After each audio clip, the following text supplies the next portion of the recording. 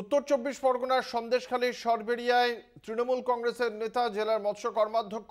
শেখ শাহজাহানের বাড়িতে তদন্ত অভিযানে গিয়ে আক্রান্ত ইডির তদন্তকারী আধিকারিকরা এই ঘটনাকে কেন্দ্র করে ধুন্ধুমার হয়ে যায়। আজ সকালে গোটা ঘটনাটি সম্পর্কে ইডির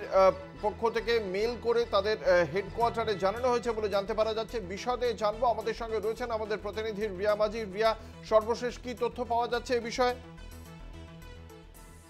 দেখো, তোমাকে জানিয়ে রাখবো যে সন্দেশখালীতে যে ঘটনা আজকে ঘটেছে, এনফোর্সমেন্ট ডিরেক্টরেটের আধিকারিকরা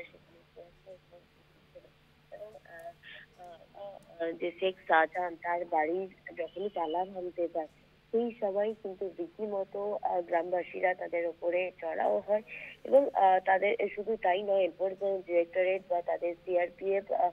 তাদের উপরে শুধু চড়া হয় এরকমটা কিন্তু নয়, মিডিয়ার একাধিক বাড়ি তারা ভাঙে এবং মিডিয়ার উপরেও কিন্তু তারা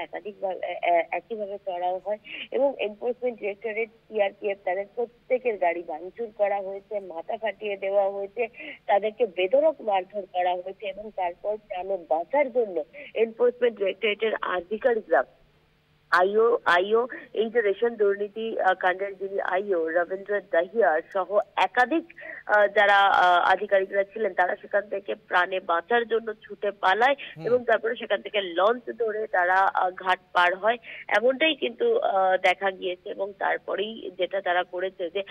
সেখানকার ফুটেজ কালেক্ট করা হয়েছে, তারা যে ফুটেজ করেছিল সেখানের এবং মব কিভাবে এসেছিল, কিভাবে চড়াও হয়েছিল, ল অ্যান্ড অর্ডার সিচুয়েশন কি রকম ছিল, এই সমস্তটার যে ভিডিও রেকর্ড, সেই ভিডিও রেকর্ডিং কে একত্র করে